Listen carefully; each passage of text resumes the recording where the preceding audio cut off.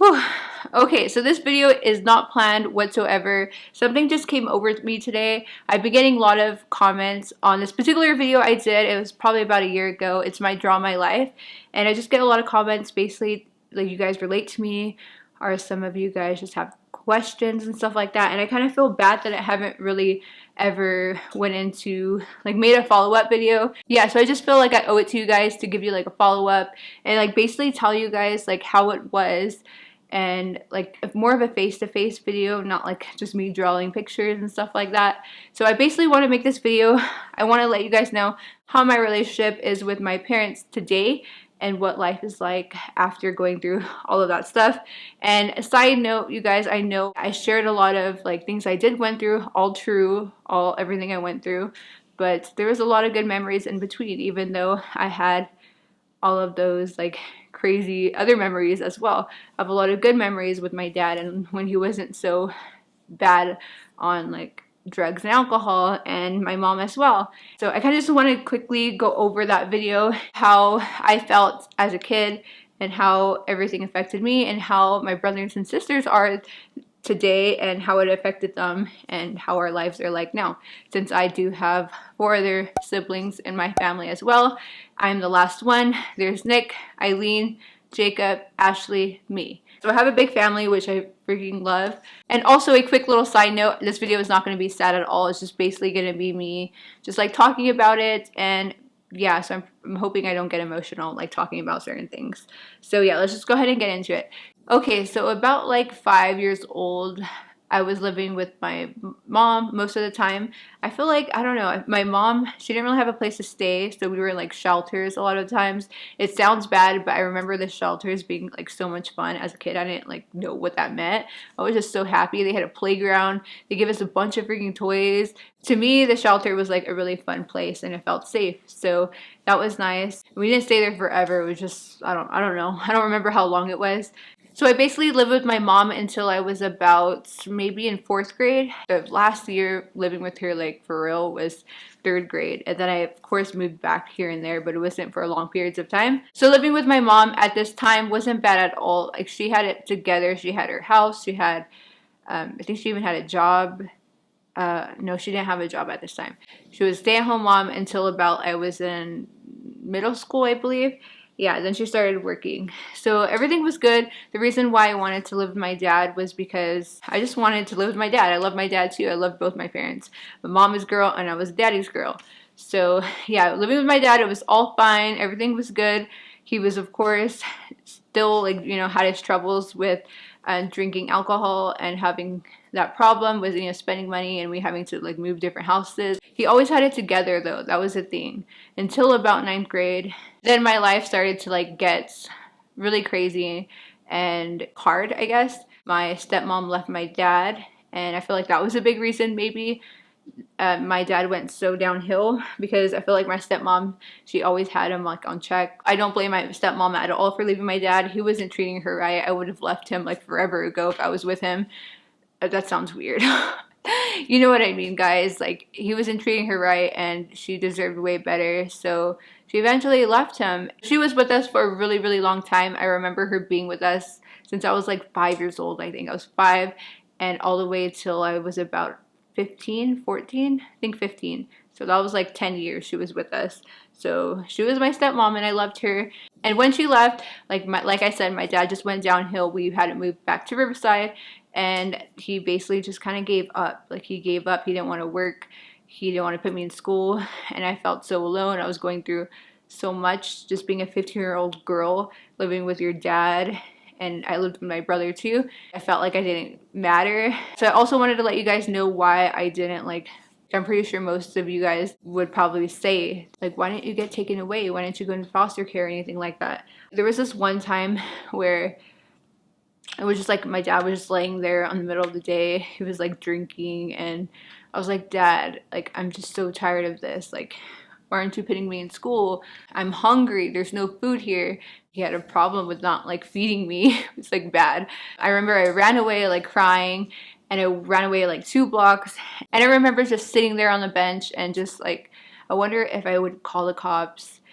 I wonder if everything would be better. So I did. I called the cops and I was telling them everything, like my dad's not feeding me, I'm hungry, I'm not in school. So I got halfway through the conversation and I just hung up the phone because I was scared. I didn't know what was going to happen. I didn't know what was going to happen. So I just hung up, and I remember they called back like once, and after that, you know, they didn't try to look for me or anything like that. So part of me thinks back, like, what if I would have just went through with that phone call and I would have literally got taken away? I think it's going to get a little bit darker in here. Okay, so I hope that's better. So yeah, part of me just wonders what would have happened if I would have just continued with that phone call. Would I have went to foster care? But of course, everything happens for a reason, and the reason is because I wouldn't have met Eric and I wouldn't have had my kids, so I could have probably been living like a completely different life. I just think like the hard had to happen so I could get the life that it was meant to live, you know? If I would have had to do it all over again, I probably would have done it all over again exactly if it would have just led me up to this life. So I'm also extremely grateful for that life. Like now I have compassion. I have so much compassion in my heart.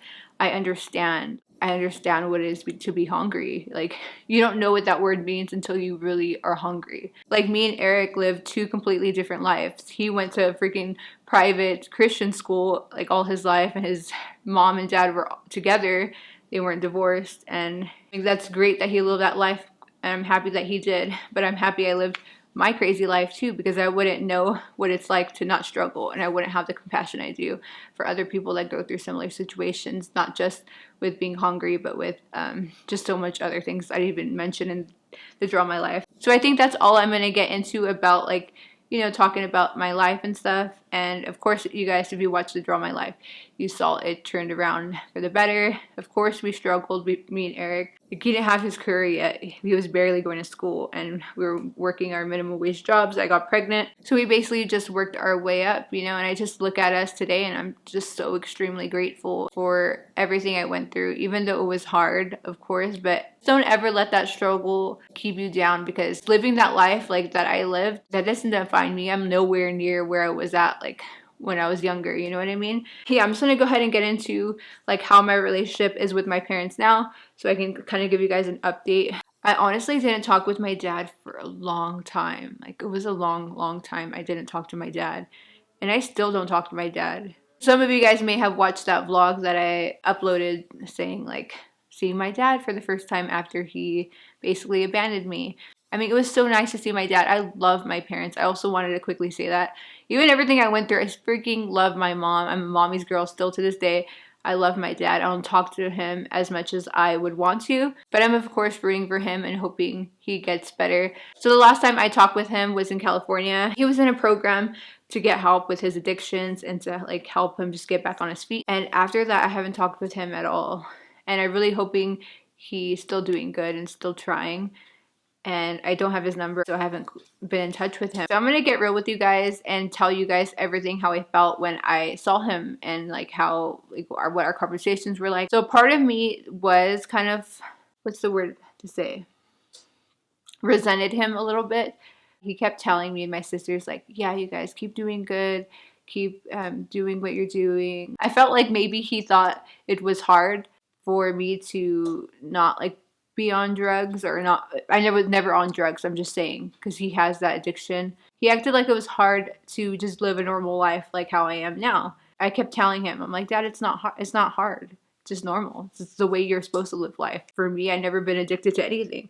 And that's the thing. I don't know how my dad feels, because I was never addicted to anything. I don't get my parents because I don't know what it's like to be addicted to drugs or alcohol. I don't understand them, but I do understand them, you know, because I don't know what it's like to have an addiction and to let it get you like that. So yeah, my dad and I's relationship right now is like not where I want it to be, because of course I love my dad. I have so many memories of me and my dad. Like he took me fishing, he took me to San Diego, he used to take me to Mexico, like so many good things. Like he was a really good dad. So I'm basically just trying to tell you guys, like, of course I wish my parents didn't have those addictions, and just because they have those addictions, that doesn't mean they're a bad person, because they are not. Like, they're really good people. My dad's a good person, and he loves me, and he always loved me, and he always tried until it got so bad for him. Having that addiction, I don't understand it, and I will never understand it, because I will never, ever be addicted to anything. So yeah, I'm really hoping our relationship gets better. So now moving on to me and my mom's relationship. So my mom and I never like stopped talking. We always talked. Like my mom is my mom. Even though she still has her struggles with her addictions, maybe till this day. I'm not 100% sure because I don't talk to her about that. So I'm so happy right now that I could literally just call her, just pick, like, press the button to call her, and she will answer my phone call. And she will be there for me. Like, just a couple days ago, I just felt so overwhelmed about something in my life, and I just called my mom. Like, the first instinct I wanted to do, I needed to talk to my mom. She's there for me. But of course, to be 100% real with you guys, my relationship with my mom isn't where I want it to be right now either. I want our relationship to be better because I love my mom. I love her so much. I wish we had a better relationship. But she's still dealing with certain things in her life. I don't want to tell her business, but I'm just basically saying she's still working on things and she's still trying to get better. I'm so happy I still get to talk with her and she still gives me advice and she gives me the best advice ever. Yeah, I just kind of wanted to give you guys an update and talk to you guys about something real that's happened in my life. I really didn't want to try to make this video sad or anything like that, so I really hope it doesn't make any of you guys sad because I'm totally not sad about the life I lived. Like, I'm so happy. I'm so happy. Like, I have so much good memories, even with my crazy family. So there's 5 of us, and only me and my sister right now are doing good. And it sucks because, like, we all, like, you know, ate the same food, drank the same water. I'm not going to even try to blame my parents because I feel like, you know, they kind of have something to do with how my brothers and sisters are living their life right now. But honestly, I don't think so either because me and my sister Eileen are living a normal life and we're doing it. But the other ones, like, followed my parents' path and have their addictions. And it sucks. Like, it really does suck because I just want the best for my siblings. And of course, I'm always trying to, like, help them whatever way I can, whatever shape and form I can. But honestly, if someone doesn't want help, it's so hard to help someone that doesn't want help. You know what I mean? Because it's like you can't, like, physically put someone somewhere and tell them you need to get better because it's not the way life works. You can't even do that. It's illegal. Like, they have to want it too. Yeah, so I hope you guys enjoyed this video and I hope I made sense because I feel like my head's everywhere right now. And also, I want to make this a series too on my channel. So I think I'm going to name the series Getting Real with Liz. Just because, like, for real, like, I want to get real with you guys. I want to, like, sit down and talk to you guys about important things like this. And of course, it could be anything as well that you guys want to talk about. Yeah, so leave me all your video requests on the next topic, what Getting Real with Liz should be. And enjoy, like, you know, getting more personal with me and knowing more about my life because I don't really do this as much as I should, and I know I should. Because a lot of these things are just so common. It's crazy. Like, it's so common. Like, you guys probably know someone that has their addictions or just stuff like that. So just let me know down below what you want the next topic of Getting Real with Liz to be. I hope you guys enjoyed this video and I hope I made sense. Thank you guys so much for watching. I love you guys so much and I'll talk to you guys in my next video. Bye.